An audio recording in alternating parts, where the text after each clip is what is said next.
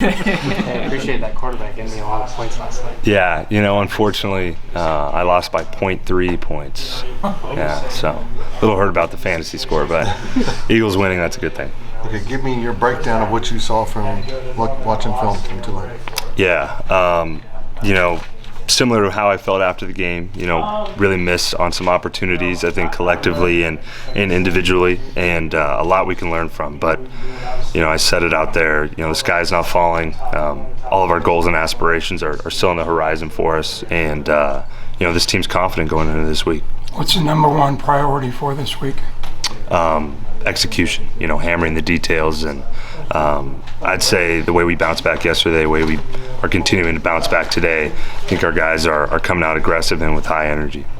Is there more added juice for this week just simply because you're coming off of a loss?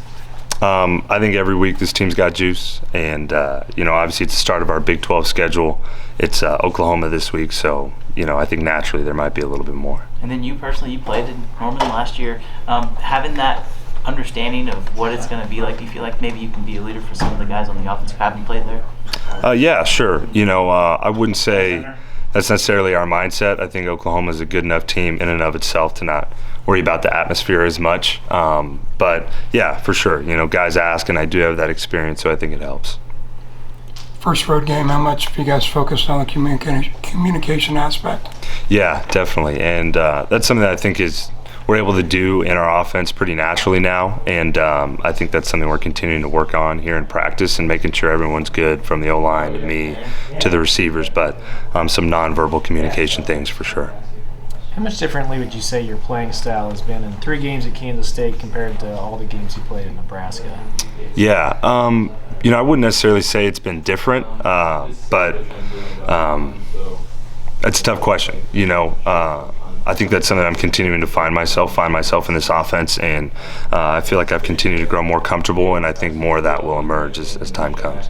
I've had some other guys on the team say they feel like there's nothing to lose this week. Let's go out and, be as aggressive as possible, stuff like that. Is that kind of your mentality here?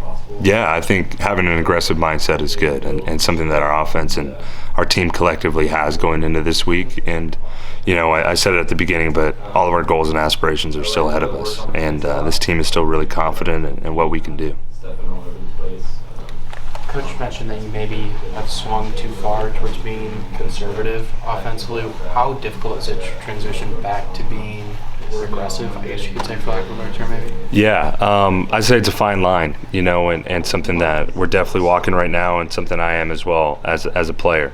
And like the question we just had, I think transitioning a little bit more to an aggressive mindset and not being afraid to go out there and make plays. You might make mistakes, but to be aggressive and go get the ball in some guys' hands. And what have those conversations been like with Coach Klein and Coach Kleinman about just pushing the ball downfield if those opportunities are presented? Yeah, something I appreciate a lot about Coach Kleinman and Coach Klein is they're incredibly transparent. They'll be honest with you. They're very genuine, and you have a great idea of what the expectations are. So going back and watching film of Tulane and moving forward, I think that expectation is pretty clear, and knowing when to be more aggressive and when not to be. Can you explain how that intensity has helped elevate you through 2 weeks or 2 days of practice this week? Yeah, I think it's given me a lot of confidence and something that any player really appreciates. All you want is honesty, and I feel good about that, and I think it speaks to the integrity of them in this program. When you get into a 3rd and short, 4th and short, what would you say is your favorite type of play to call in that situation?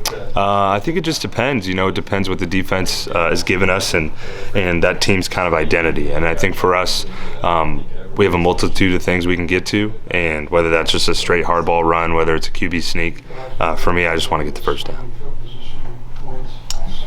Felt one block away from being good ones? Yeah, I would say maybe it's not one block, maybe it was one decision by me, maybe it was one cut here, maybe it was this or that, but I'd say in general, yeah, everyone at times had their turn, and we didn't execute as well as we should have. Was there something they threw at you that you hadn't expected as far as on the defensive line, or? I wouldn't say not expected. I think our coaches did a great job of preparing us. I think our players did a great job of preparing. but they're a really solid front, really solid team, and they were aggressive and did a nice job of mixing things up, kind of going against some of their tendencies, and I think they did a good job with their scheme.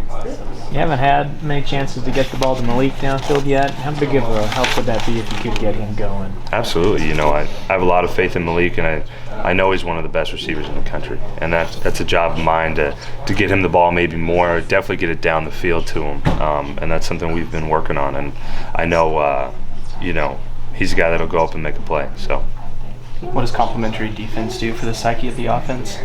yeah, we have a ton of faith in our defense. We know they're a really talented unit, and we want to be able to help each other.